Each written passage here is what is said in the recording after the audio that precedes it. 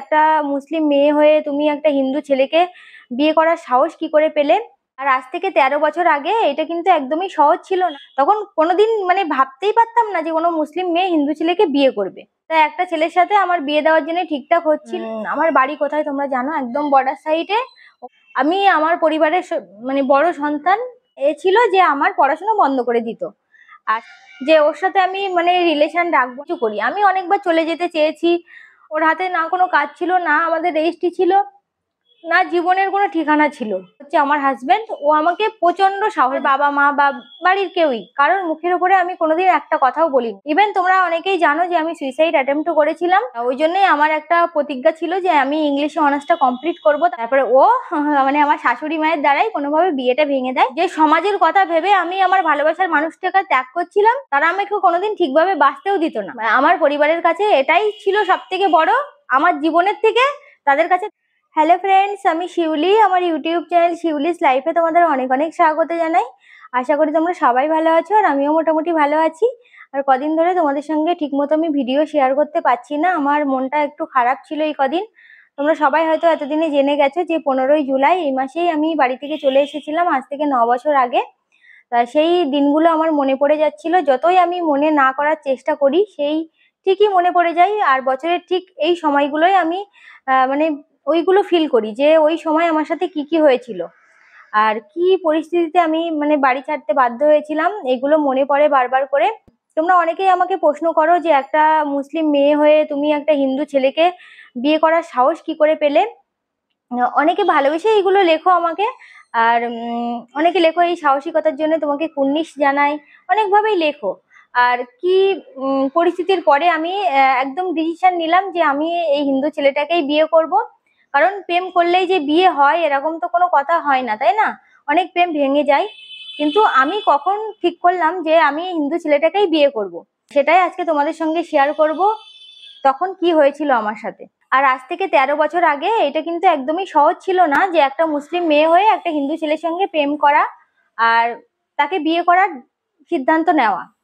কারণ তখন কোনো সোশ্যাল মিডিয়ার যুগ ছিল না, একদমই সিম্পল জীবন ছিল।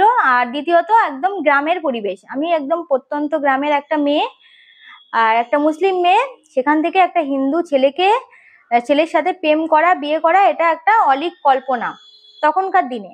তখন না ছিল কোনো স্মার্টফোন, না ছিল কোনো সোশ্যাল মিডিয়া, না ছিল কোনো কিছু। এখনকার ছেলেমেয়েরা কিন্তু অনেক অ্যাডভান্স, তাদের মনে অনেক সাহস। এখন প্রেম করতে কোনো ভয়ই কেউ পায় না, মা বাবার সামনেই সবাই প্রেম করে। কিন্তু আমাদের সময় প্রেম করাটাই একটা অনেক বড় ব্যাপার। আর আমাদের তো হিন্দু মুসলিমের ব্যাপার ছিল, তাহলে ভাবো কতটা কঠিন ছিল। তখন কোনোদিন ভাবতেই পারতাম না যে কোনো মুসলিম মেয়ে হিন্দু ছেলেকে বিয়ে করবে।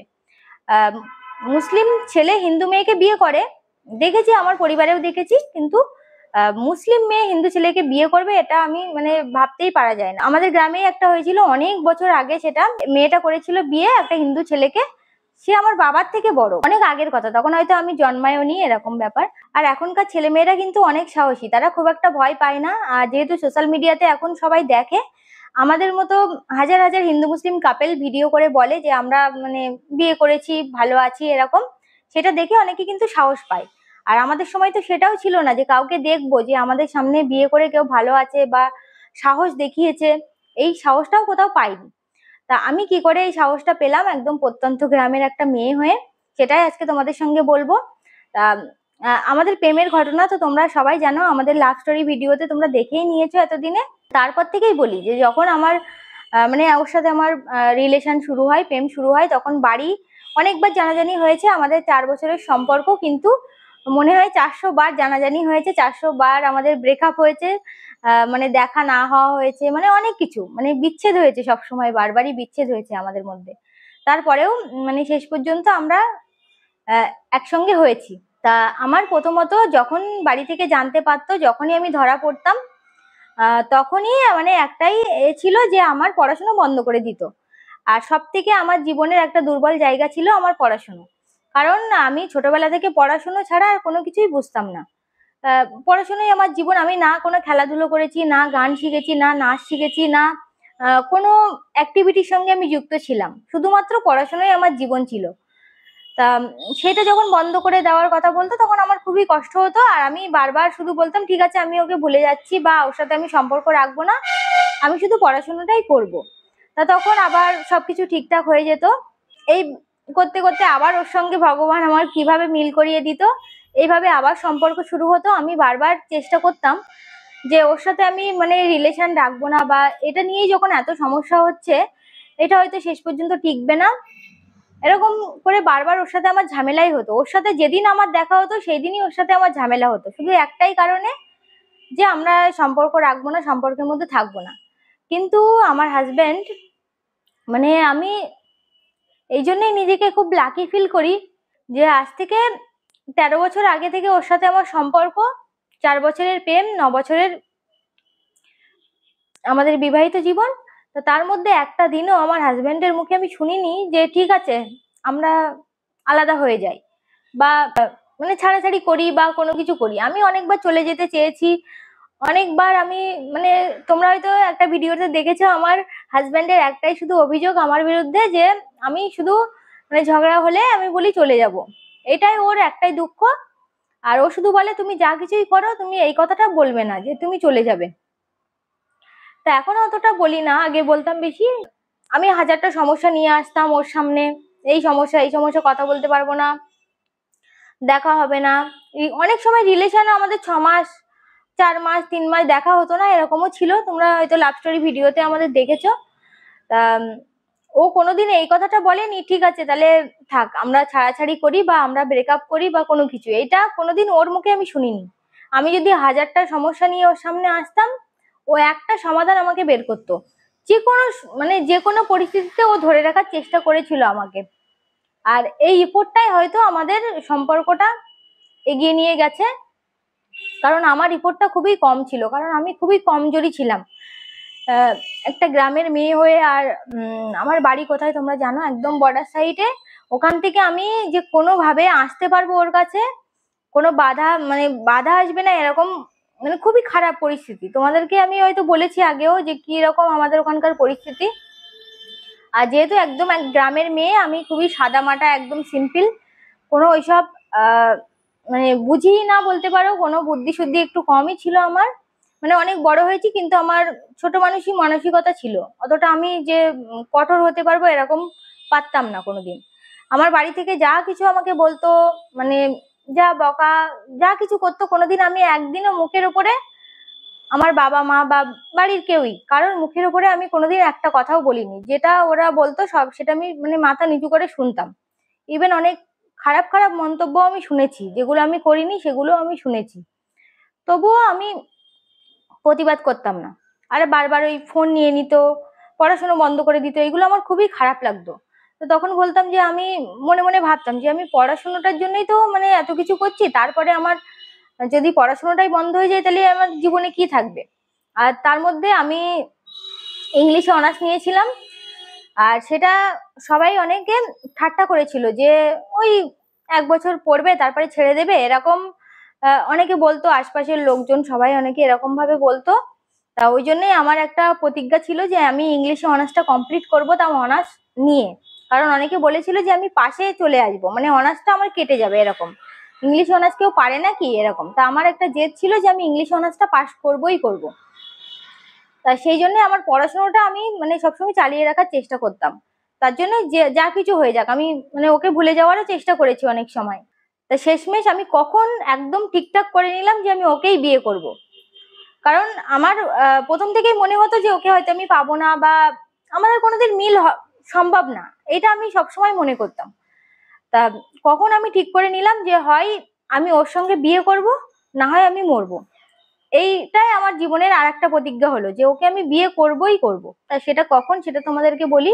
তা যখন আমার এরকম মানে বাড়ি থেকে বারবার মানে জেনে যেত আমাদের সম্পর্কের কথা, তখন আমার বাড়ির আশপাশের লোকজন, মানে আমার পাড়া প্রতিবেশী, আমাদের নিজেদের সম্পর্কের লোকও বলতে পারো, তারা সবাই আমার বাড়ির বাবা মাকে বলতো যে ওকে বিয়ে দিয়ে দাও, বিয়ে দিয়ে দিলে তাহলে ও আর এই প্রেম করতে পারবে না, আর মানে হিন্দু ছেলের সাথে প্রেম করতে পারবে না, বিয়ে হয়ে গেলে তো মানে ঠিকই হবে। আর প্রেম করলে সবাই তো বাড়ি থেকে জোর করে বিয়ে দেওয়ারই চেষ্টা করে, সে যে কোনো ভাবেই হোক না কেন। তা সবাই এটাই মানে বলতো আমার বাড়ির আশপাশের লোকজন। তা আমার মা বাবা সবাই বলতো তাহলে ঠিক আছে বিয়ে দেওয়া যাক। তা এরকম মানে ছেলে দেখা বা এরকম শুরু হলো। তা একটা ছেলের সাথে আমার বিয়ে দেওয়ার জন্য ঠিকঠাক হচ্ছিল। তাকেও আমি কোনোদিন দেখিনি, সেও আমাকে দেখিনি। তার পরিবারের লোক মানে জানাশোনা এরকম হচ্ছিল। তা যখন এরকম ঠিকঠাক হচ্ছিল, মানে অল্প অল্প কথা হচ্ছিল সবে, তখন যারা আমাকে আমার বাড়ির লোককে বলতো মেয়েকে বিয়ে দাও তাহলে ঠিক হয়ে যাবে, তারাই যে ছেলেরা আমাকে দেখতে এসেছিল তাদের পরিবারের কাছে গিয়ে বললো যে ওই মেয়ের সঙ্গে বিয়ে দেবে ছেলেকে, ওই মেয়ে তো হিন্দু ছেলের সাথে সম্পর্ক আছে।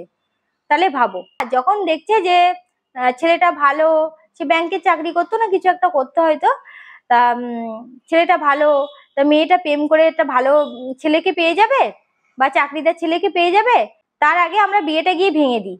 তা এইভাবে কিন্তু সেই যারা আমার বিয়ের কথা বলতো তারা গিয়েই বিয়েটা মানে মানে বিয়ের যে সম্বন্ধ হচ্ছিল সবে সেটা ভেঙে দেয়। তখন আমি বুঝলাম যে এই সমাজটা কিরকম। তখন কিন্তু আপাতত আমার বিয়ের ব্যাপারটা একটু মানে কম হলো। আমি তো প্রচন্ড খুশি হয়ে গেলাম যে ঠিক আছে বিয়ে ব্যাপারটা একটু মানে আমার থেকে সরে গেছে, এটাই আমার কাছে অনেক বড় ব্যাপার। তার ঠিক 1 বছর পরে ওই ছেলের পরিবার কিন্তু আবার আমার বাড়ির সঙ্গে কথা বলে যে আপনার মেয়েকে আমরা নিতে চাই এরকম। তা তখন আমি তো বুঝেই নিলাম যে এই বিয়েটা হয়তো হতেই পারে বা কোনো কিছু। তখন আমার হাজব্যান্ডের কাছে আমি নাম্বারটা চুরি করে দিয়ে দিয়েছিলাম। তারপরে ও মানে আমার শাশুড়ি মায়ের দ্বারাই কোনোভাবে বিয়েটা ভেঙে দেয়। এটাও তোমাদের সঙ্গে আমি শেয়ার করেছি। তো তোমরা অনেকে ভুলও বুঝেছো যে আমার হয়তো বিয়ে হয়ে গেছিল সেই বিয়ে ভেঙে গেছে এরকম, কিন্তু সেটা না, আমার বিয়ে ঠিক হচ্ছিল সেই বিয়ে ভেঙেছিল। তোমরা বুঝতে হয়তো ভুল করেছো অনেকে ওই ভিডিওটা দেখে, সেটা অনেকদিন আগের ভিডিও। তাই এইভাবে কিন্তু বিয়েটা ভেঙে যায়। তা তখন আমি ডিসিশন নিলাম যে আমি যদি বিয়ে করি আমি এই হিন্দু ছেলেটাকেই বিয়ে করব, যাকে আমি খুবই ভালোবাসি। আর আমি তখন শুধু এটাই ভেবেছি যে আমি কার জন্য সবকিছু ত্যাগ করছিলাম, আমার ভালোবাসার মানুষটাকে, যাকে আমি এত ভালোবাসি, সে আমাকে এত ভালোবাসে, তাকে আমি ত্যাগ করছিলাম এই সমাজের জন্যে, আর এই বাড়ির মানুষের জন্যে, এই পাড়া প্রতিবেশীর জন্যে, যাদের কাছে আমার মান সম্মান থাকবে বলে আমার ভালোবাসার মানুষটাকে আমি ত্যাগ করছিলাম। আর তারা তো আমাকে কোনোদিন শান্তিতে থাকতে দিত না। যদিও মানে ওই ছেলেটার সাথে আমি বিয়ে করে নিতাম, তবুও তারা আমাকে শান্তিতে কোনোভাবেই থাকতে দিত না। তারাও মানে তখনও গিয়ে আমি যখন মানে আমাকে কোনোদিন সংসার করতে দিত না তারা, এটা আমি বুঝে নিয়েছিলাম। সবসময় গিয়ে ওই সমস্ত বলতো। আর যে পরিবারে আমার বিয়ে হতো তারাও আমাকে বারবার কথা শোনাতো যে তোমার হিন্দু ছেলের সাথে সম্পর্ক ছিল। অনেক কিছু আমি ভেবেছিলাম সেই সময় যে আমি যখন ভালোবেসে ভুল করেছি, সবার চোখে আমি যখন ভালোবেসে ভুল করেছি, তা আমি আরো একটা বড় ভুল করব, সেটা হচ্ছে ওকে আমি বিয়ে করব। তা ওদের চোখে সেটা ভুল আর আমার চোখে সেটা ঠিক, কারণ আমি একজন ভালো মানুষকে জীবনসঙ্গী হিসেবে পেয়েছি। যে সমাজের কথা ভেবে আমি আমার ভালোবাসার মানুষটাকে ত্যাগ করছিলাম, সেই সমাজের এই অবস্থা। তারা আমাকে কোনোদিন ঠিকভাবে বাঁচতেও দিত না। আর যদি আমার ওখান থেকে সম্পর্ক না টিকতো, আমি যদি আবার আমার বাপের বাড়ি চলে আসতাম, তখনও সমাজের লোক বারবার কিন্তু কথা শোনাতো। আর তখন কিন্তু আমার মা বাবার মানে আরো টেনশনের শেষ থাকতো না। হয়তো সবাই অনেকে মনে করে যে আমি মা বাবাকে অনেক কষ্ট দিয়েছি, অনেক দুঃখ দিয়েছি। তা সেই সময় হয়তো যখন আমি সংসার করতে পারতাম না, যখন আমি চলে আসতাম, তখন আমার মা বাবার আরো কষ্ট হতো। আর একটা মেয়ে যখন তার বাপের বাড়ি এসে থাকে, তার বাবা মাকে কিন্তু সব থেকে বেশি কথা শুনতে হয়। আর এরকম মানে সহ্য করে আমি তো কোনোভাবেই থাকতে পারতাম না। আর তোমরা অনেকেই জানো যে আমি দত্তপুকুরে পড়তে যেতাম। তা দত্তপুকুরে আমার বিকাল 5টা থেকে পড়া থাকতো। তা বিকাল 5টা থেকে মানে বাড়ি যেতে আমার রাত 8টা 9টা বেজে যেত দত্তপুকুর থেকে, কারণ 3 ঘন্টা 3.5 ঘন্টার পথ। তা আমার কাছে কোনো ফোন থাকতো না। আমার আমার যদি কোনো বিপদ হয় সেটাও আমি কাউকে জানাতেই পারবো না। আমার কাছে ফোন দিত না, কারণ আমি যদি ওর সাথে আবার সম্পর্ক করি, ওর সাথে আবার ফোন করি, কথা বলি, তাই জন্যে। কিন্তু আমার পরিবারের কাছে এটাই ছিল সব থেকে বড়, আমার জীবনের থেকে তাদের কাছে দামি ছিল যে আমি হিন্দু ছেলের সাথে যেন প্রেম না করি। আমার যদি কোনো বিপদের জীবন চলে যায় তাও তাদের কোনো যায় আসে না এরকম। ইভেন তোমরা অনেকেই জানো যে আমি সুইসাইড অ্যাটেম্পটও করেছিলাম। তা সেটারও এই একটাই কারণ, আমি বারবার বলেছিলাম যে ওর সাথে আমার কোনো সম্পর্ক নেই, কিন্তু তারা শোনেনি। কিন্তু আমার এমন ছিল যে আমি কোনো বন্ধু বান্ধবের সঙ্গেও বলতে পারিনি। আমার পাশে একটা মানুষই ছিল না, নো ওয়ান। আমার জীবনের সবকিছু আমি নিজেই ফেস করেছি, আর নিজের চেষ্টায় কিন্তু আমি চলে এসেছিলাম সবকিছু ত্যাগ করে। কিন্তু একটাই কষ্ট হয়, যেহেতু আমি আমার পরিবারের মানে বড় সন্তান, আমার পরে আমার ভাই বোন। আর পরিবারের বড় সন্তান হলে কি হয় বলতো, একটা আলাদা দায়িত্ব থাকে, সে মেয়ে হোক বা ছেলে হোক। তাই সেইটাই আমার একটু কষ্ট লাগে যে সেটাই আমি পাচ্ছি না। কিন্তু আবার ভাবি যে যদি আমি এই কথা ভেবে বাড়ি থেকে যেতাম, আমি তো জীবনেও শান্তি পেতাম না, আমার বাড়ির কেউই কোনোদিন শান্তি পেত না। আর যখন আমি শান্তি পেতাম না, আমি ভালো থাকতাম না, তখন সবাইকে কিভাবে ভালো রাখতাম? তা এইটাই শুধু আমার মানে একটাই কষ্ট। আজকে তোমাদের সঙ্গে সবকিছু শেয়ার করলাম। ওই জন্য সমাজের কথা বা কে কি বলবে এই কথা না ভেবে নিজের মন যেটা বলে সেটাই শোনা উচিত। আর একটা কথা না বললেই নয়, সেটা হচ্ছে আমার হাজবেন্ড, ও আমাকে প্রচন্ড সাহস দিত, প্রচন্ড সাহস দিত। আর ও চেষ্টা করতো যে আমি কোনোভাবে যেন হেরে না যাই। ও সবসময় আমাকে সাহস দিত, ওর সাহসেই আমার সাহস বলতে পারো আস্তে আস্তে সাহস বেড়েছে, যেটা কিন্তু এখনকার দিনে ছেলেদের মধ্যে খুবই কম দেখা যায় আমার মনে হয়। আর এটা অনেকেই বলে, আমার বন্ধু বান্ধব সবাই অনেকেই বলে যে খুব কম ছেলে আছে যে এরকম সাহস দেখাতে পারবে, বিশেষ করে একটা হিন্দু ছেলে হয়ে একটা মুসলিম মেয়েকে বিয়ে করার সাহস, যেটা শুধু দুটো পরিবারের মধ্যে নয়, দুটি ধর্মের মধ্যেও কিন্তু ইফেক্ট ফেলে অনেক। তা সেই সাহসটাও দেখিয়েছিল, আর ওই সাহসটাই কিন্তু আমার সাহস ছিল। তো ওই জন্যই আমরা এক হতে পেরেছিলাম। আর সব থেকে বড় কথা ঈশ্বরের কৃপা, যেদিন আমি চলে এসেছিলাম সেদিন আমি তার এক সপ্তাহ আগে থেকে আমি শুধু একটাই প্রার্থনা করেছিলাম যে আমি যেন ওর কাছে যেতে পারি। আর যেহেতু ওর সাথে আমার কোনো যোগাযোগ ছিল না, ও জানতেও না যে আমি চলে আসব। আর আমি যাওয়ার পরে ওর রিয়াকশন কি হবে, ও কি বলবে, সেটাও আমি মানে ভাবতে পারছিলাম না, অনেক রকম টেনশন ছিল আমার মধ্যে। তবুও আমি ভাবলাম যে একবার আমি শেষ চেষ্টা করে দেখি জীবনটা ত্যাগ করার আগে। আর ঈশ্বরের কৃপায় সেটা কিন্তু সফলও হয়েছিল। আর আর আমার হাজব্যান্ড সব থেকে খুশি হয়েছিল যে তুমি চলে এসেছো, আমি খুব খুশি। এটাই আমার জীবনের সব থেকে বড় পাওয়া ছিল, কারণ ওর হাতে না কোনো কাজ ছিল, না আমাদের রেজিস্ট্রি ছিল, না জীবনের কোনো ঠিকানা ছিল। তবুও সেই সময় আমরা দুজন দুজনের হাত ধরেছিলাম, বিশেষ করে ও আমার হাতটা ধরেছিল। তা এটাই তোমাদেরকে বলার ছিল, তোমরা অনেকেই আমার কাছে জিজ্ঞেস করো। আর যেহেতু এই কথাগুলো মনে পড়ে যাচ্ছে এই কদিন, তোমাদের সঙ্গে বলে একটু হালকা হলাম যে কেন আমি এই ডিসিশনটা নিয়েছিলাম, কোন সাহসে নিতে পেরেছিলাম। আরো যদি তোমাদের কোনো কিছু জানার থাকে আমার বিষয়ে, অবশ্যই কিন্তু কমেন্ট করবে, আমি অবশ্যই উত্তর দেওয়ার চেষ্টা করব। তোমরা সবাই খুবই ভালো থেকো, সুস্থ থেকো। দেখা হচ্ছে নেক্সট ভিডিওতে। আজকের মতো বাই।